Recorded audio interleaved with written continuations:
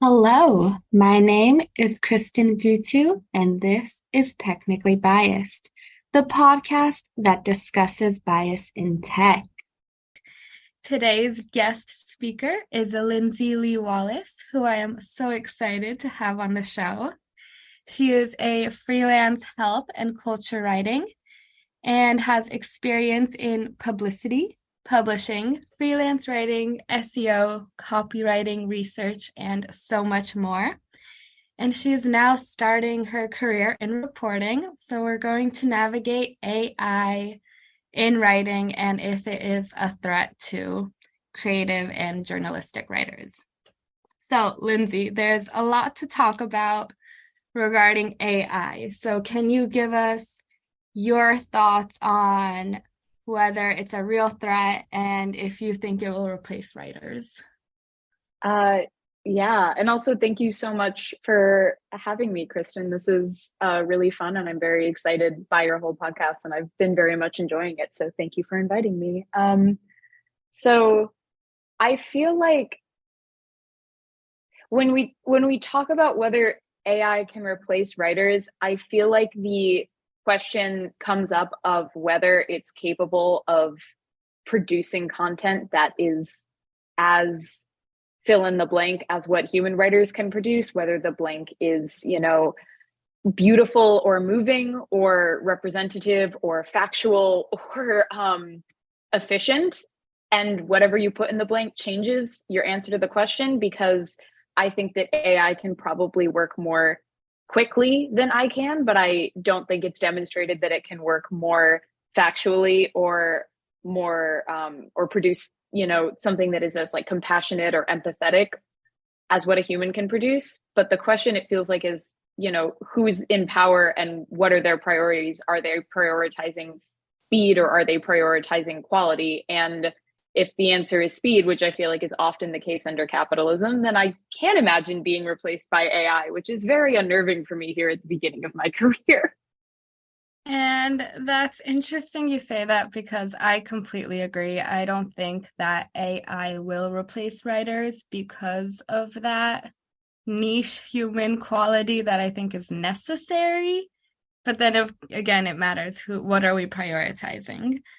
So with that said, you mentioned that speed is one of the things that is a trade-off, but do you think that there's much else to offer? Do you think that the quality of the content will reach similar levels or? I mean, I feel like I'm at like sort of the limits of my knowledge in terms of technology because that's not my specialty. But I believe that if it became the sole purpose of many, many very smart people to make AI write as well as they possibly could, that they could at least improve it beyond what it is today. And I believe fundamentally that it still would not have the I don't know, like the essence of what makes something artistic meaningful when it's created by a human, that would be lost if it were created by technology, even if that technology had been honed to be really good at what it was doing. And then the question sort of becomes like, why would that be our sole focus? Why would the best minds of our generation, faced with all the issues we have in the world today, decide that the most important thing they could be doing with their intelligence and resources was making robots that write better than I do? I, I'm flattered by all the attention, but I feel like there are other problems to solve. So I guess I feel like speed is one thing. And I know that, there are data sets that human eyes get fatigued parsing that computers can parse more quickly. And whether or not you call that AI or machine learning feels like a semantic issue that's getting really muddied right now by all the hype around this. And I feel like it's valuable to say, we can replace jobs that humans find like onerous with technology, and then humans can check the technology's work. But it feels relevant that there will always need to be humans checking the technology's work because, like, as we've seen, it lies or not lies because that implies like intention, but it is wrong. No matter how much objectivity we ascribe to computers, at the end of the day, they're still very capable of just getting things incorrect. And if we are ascribing objectivity to them and believing that they're going to be right about everything, which I think we have a tendency to do, then we're not going to check their work. And it leads to like people having falsehoods printed about them in news sources that are using AI to write and things like that. I couldn't agree more. And I'm thinking of an example you mentioned earlier where you said that you share the same name with another writer and how that's affecting how search engines are labeling your work. Can you mention that? Yeah, so there's like this tool Muckrack that aggregates different pieces that a journalist has written, and it automatically creates a page for you and starts linking to all of your bylines. And it's supposed to be a database that is useful to you as a journalist and useful to publicists who want to get in touch with journalists. But if there's another person who has the same name as you, which is relatively common, then it can easily put somebody else's writing under your name or vice versa. And then it goes from being, this really useful tool to misrepresenting who wrote what in ways that can be, at best, it's just, oh no, I didn't write this and I need to change it. Or, like I'm getting pitches from publicists about a beat that's not relevant to me. And at worst, it can be, people are assuming that I'm the person who wrote something very controversial and I'm getting harassed online, as happens to journalists all the time. And that hasn't happened to me, but I can just very much see this issue leading to that. And, Muckrack is not even like employing some kind of advanced AI to put people's bylines under their names, as far as I know. But I feel like that also kind of connects to a lot of things are getting called AI right now that I don't know if they really are. It just is like very buzzy to use that term when you're referring to your technology. And I think that, like, as a layperson who doesn't have an advanced understanding, it definitely makes it hard for me to understand when I'm just consuming hype and when something is actually artificial intelligence. Yeah, no, there's definitely, like you said, hype with all these companies pretending they're employing intense AI when it's really much simpler than that. But again, like you said, people with the same name are being lumped together, and it's easier to go through the data having this one person than spending extra time and extra code and cost to differentiate between all of you, which then brings up totally different questions because right now it's an inconvenience of, are you getting credit for the work you're writing? Is your work properly being published? But then on top of that, when data is collected, which one of you is being recorded historically, and then how does that further influence algorithms down the line? So if you share your name with a male author and you're labeled as his gender, then how does your writing and your influence as a journalist and your identity get erased? And something else that I wanted to mention was we were discussing representation. And so already in writing, we see very one-sided perspectives, regardless of whose side that is. So can you give your perspective on being new to reporting and the different biases you're seeing regarding whose stories are being published and whose sides are being shared?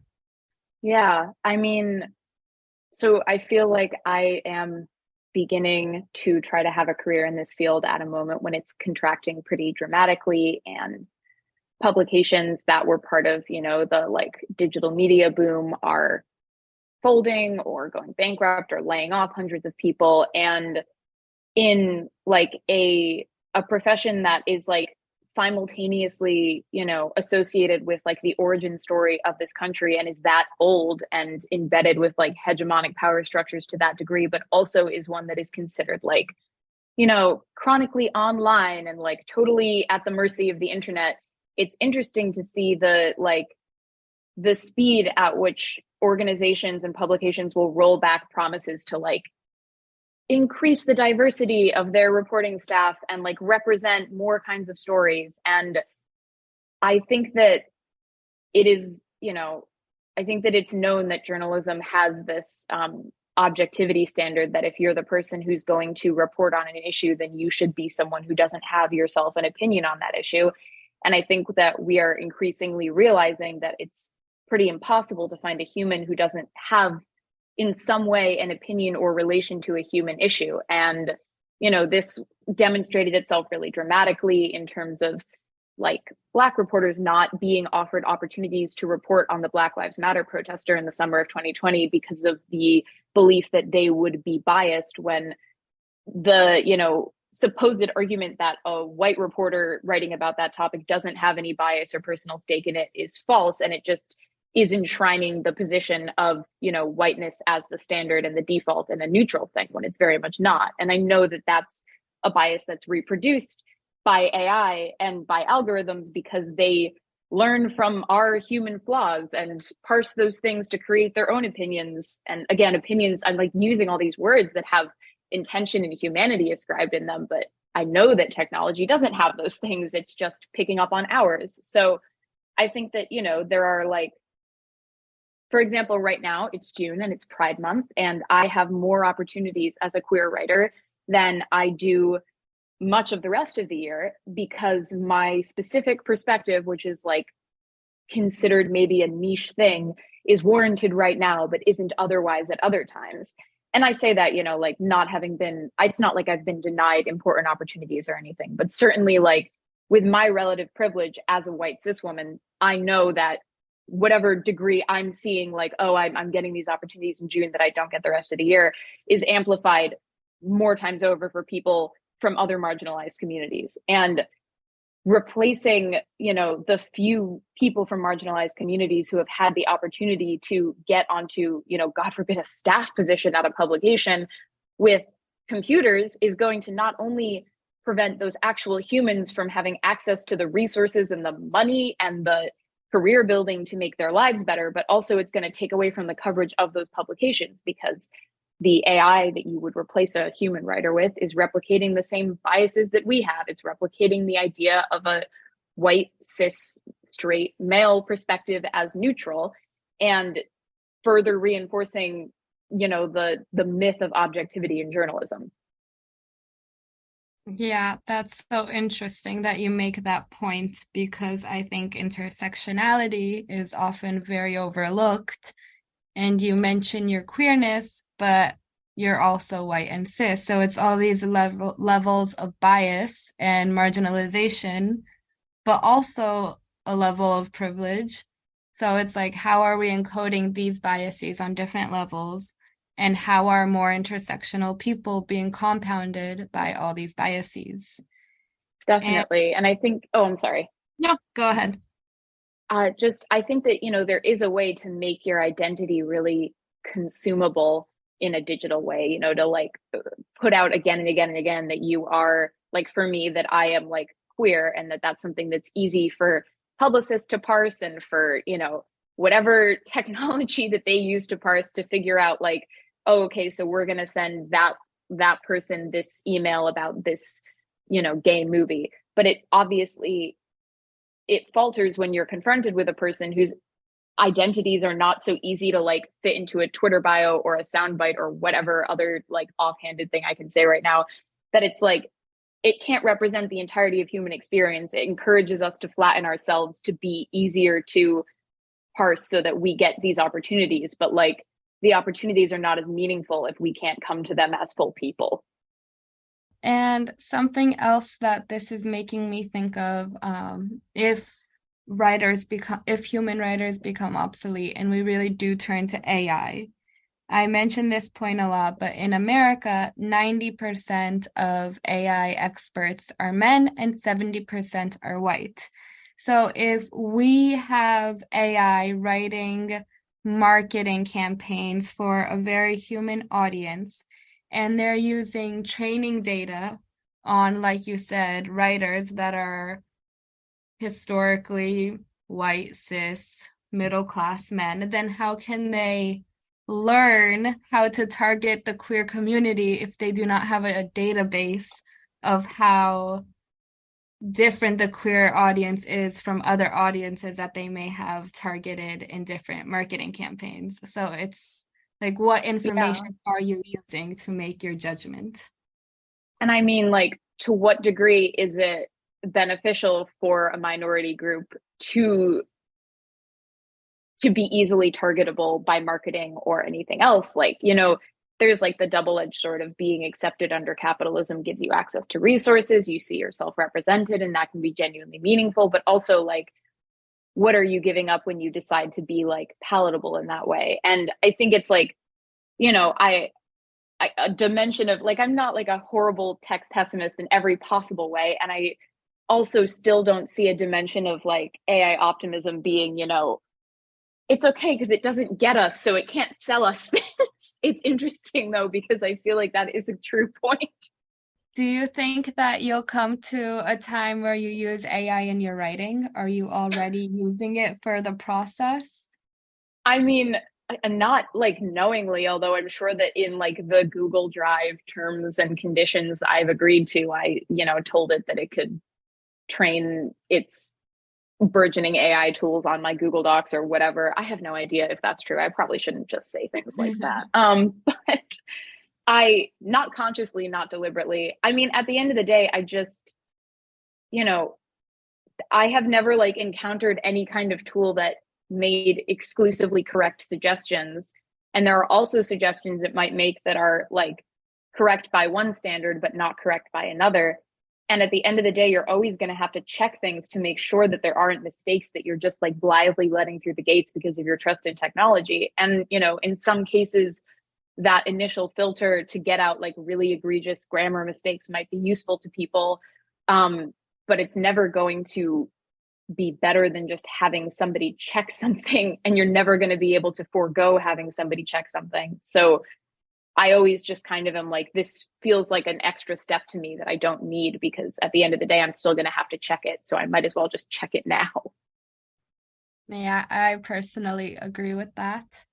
Something else that comes to mind is I think of like these romance novels that are being written by ghostwriters, and how, there's a lot of fluff and people just buy it and they eat it up. So do you think that the more AI generates content, the lower quality content people will be satisfied with, or do you think that our quality will remain high? I mean, I think that there's like I feel like the people who produce AI tools have already demonstrated themselves as having like a misunderstanding of why people like certain types of things. Like, I know that romance novels are widely seen as being kind of like trashy or like lower quality. And there are definitely romance novels that are like not well written and well plotted and whatever.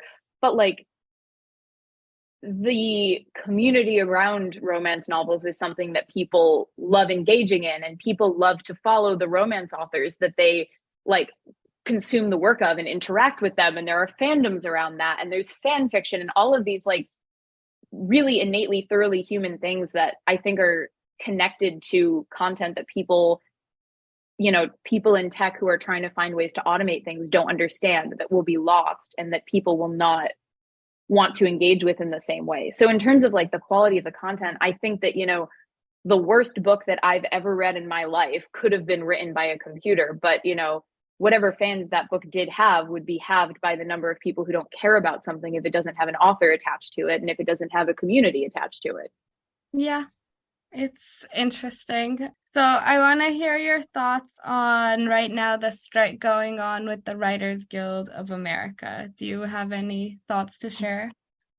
I do. I mean, like, I think it's funny because I guess my understanding is that like originally when the Writers Guild was negotiating their contract, the fact that they had included that they wanted protections against being replaced by AI or priced out by AI, that was kind of supposed to be like a freebie compared to the other things they were asking for, because it was seen as being so obvious that they would want that, and that there was like some surprise on the part of the WGA when they got pushback about that point. And it immediately became clear the degree to which studios were hoping to be able to invest in AI technology to save money in terms of writing. And the Directors Guild also they negotiated a contract for themselves where it seems like they have given a lot of leeway to studios to use their work to train AI and potentially eventually be able to replace them with AI, which I'm surprised by. And I think that, I mean, it's the same,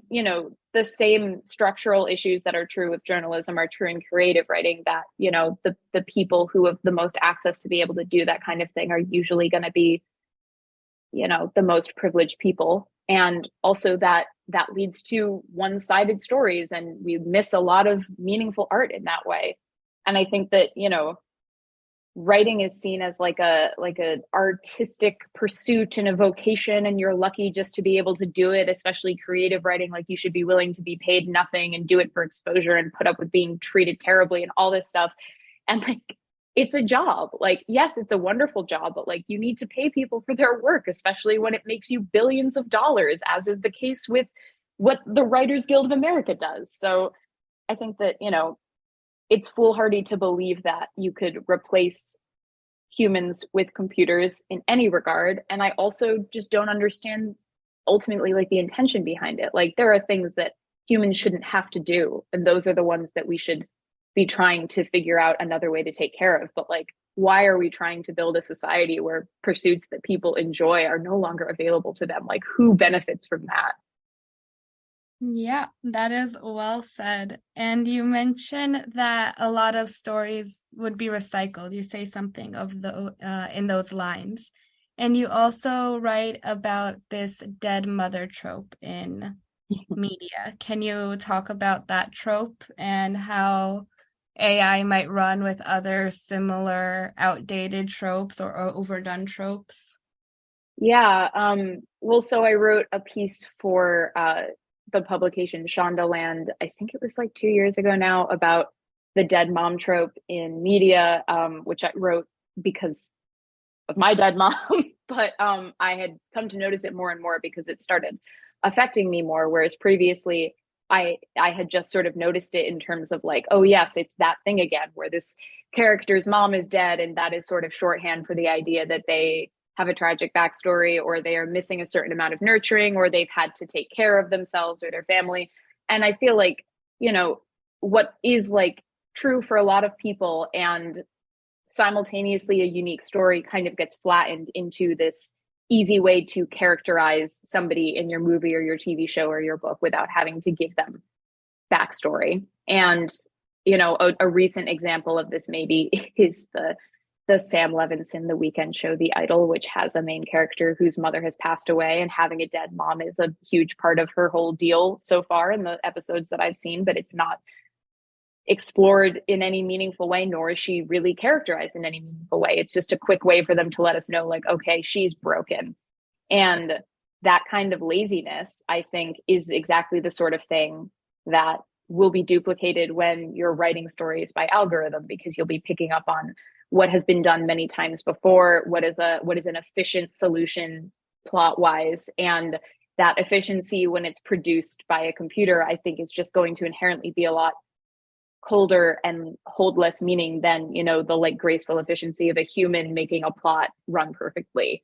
Like, there are meaningful stories that have a dead mother in them that are, you know, personally meaningful to me. But seeing something that is that weighty and that universal just like thrown around as convenient, it feels like a harbinger of what AI writing is capable of, is like making the convenient choice every time.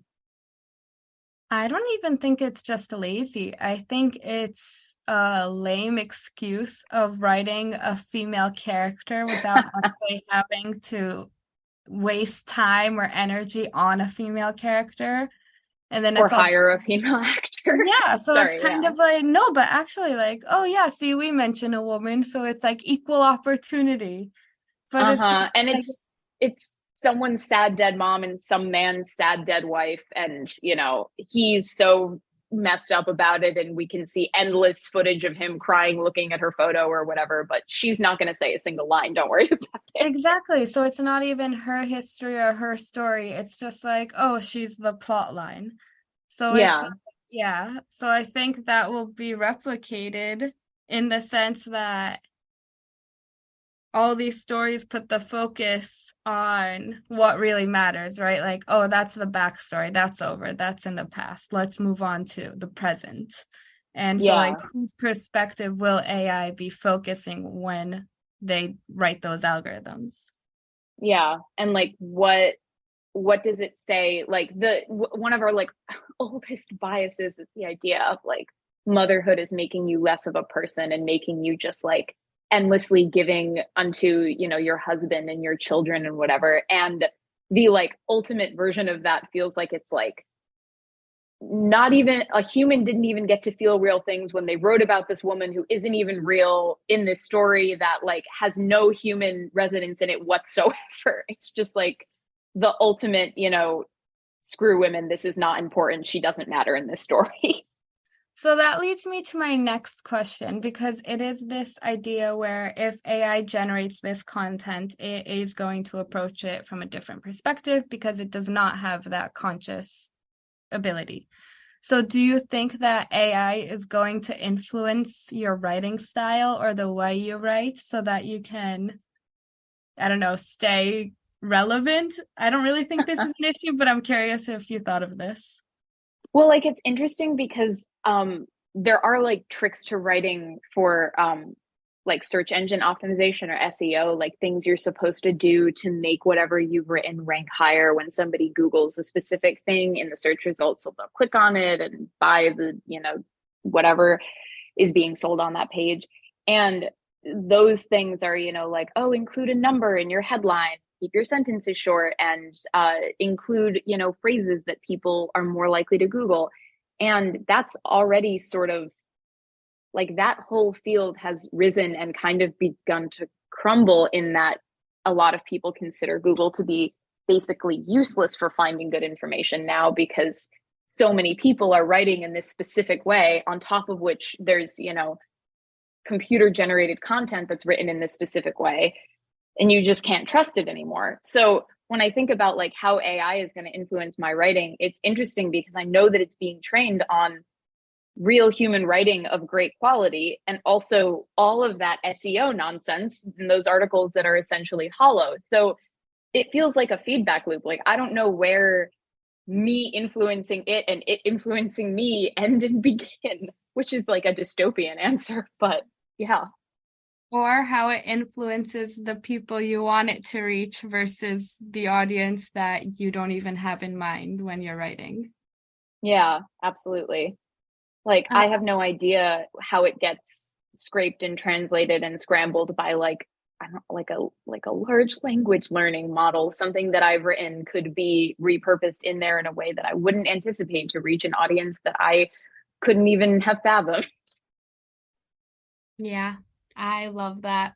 So this is a bit tangential. This is my final question, but I want to hear your thoughts because I believe this. So I want to hear your side.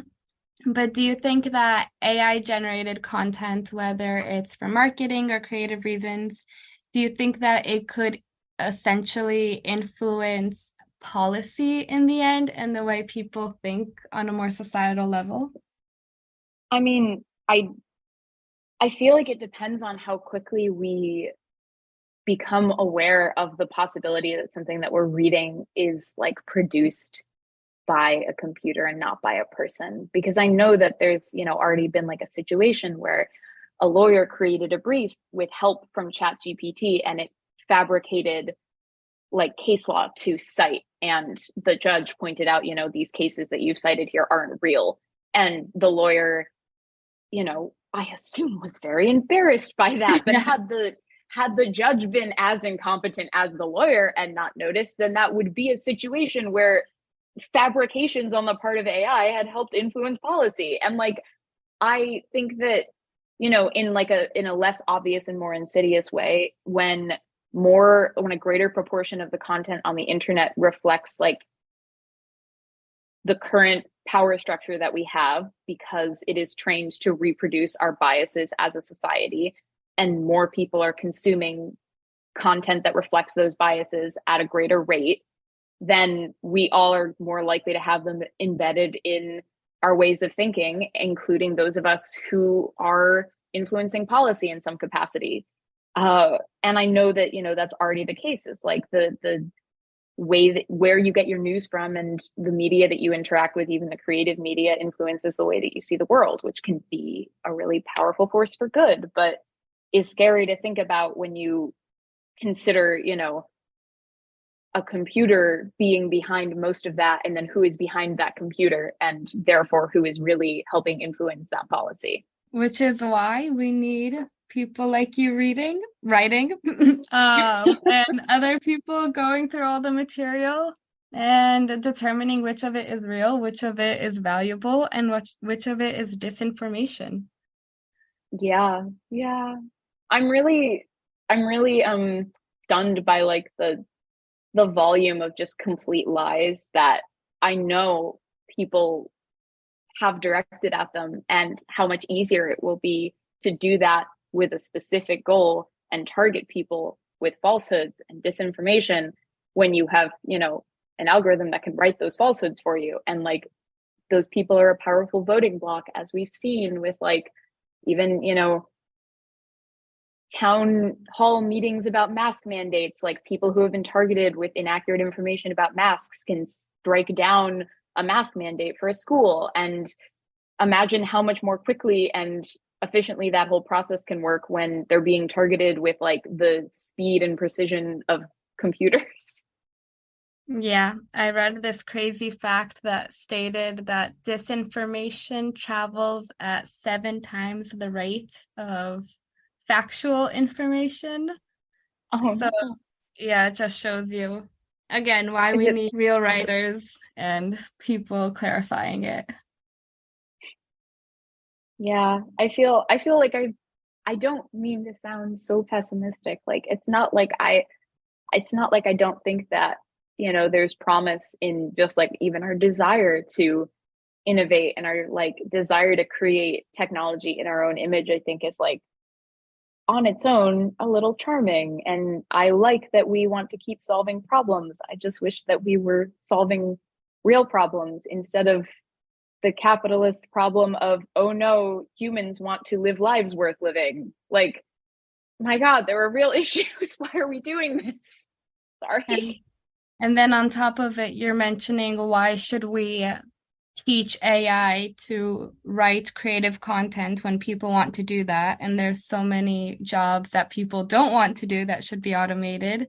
And then you compound that by the fact that to teach this code and to train it and run it requires so much energy that further damages the planet.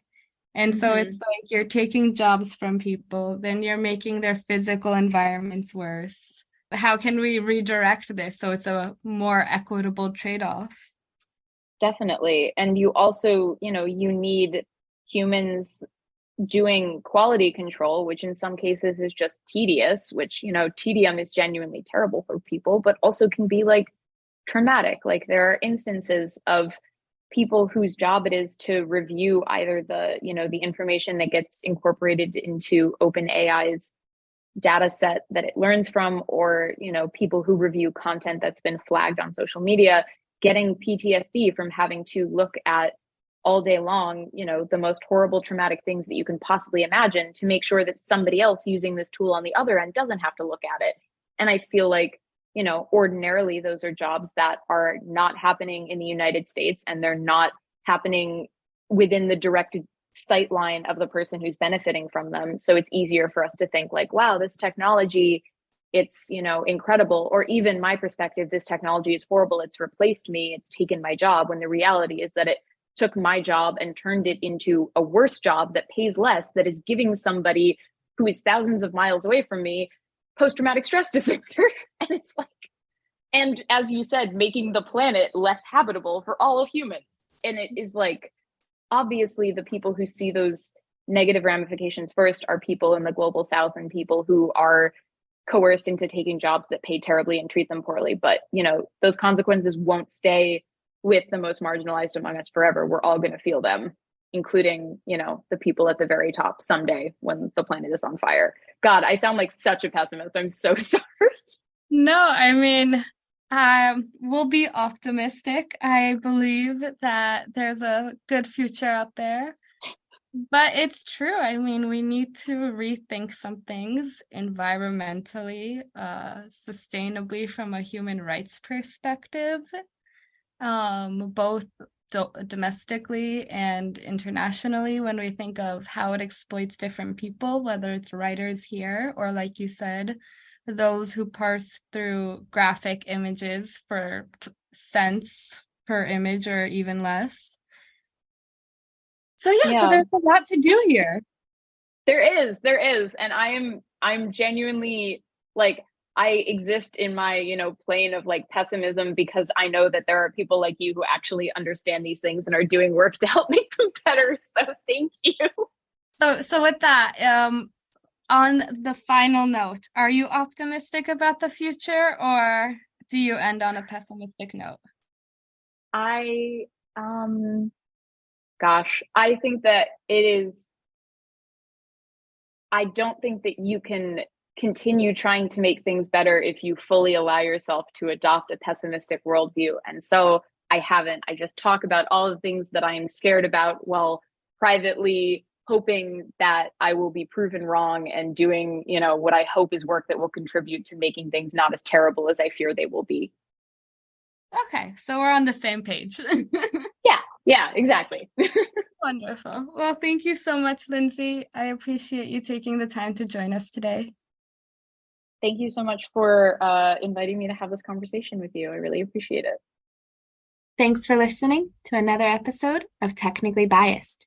Tune in next week for another discussion regarding biases in relation to tech. Have a great day, everyone.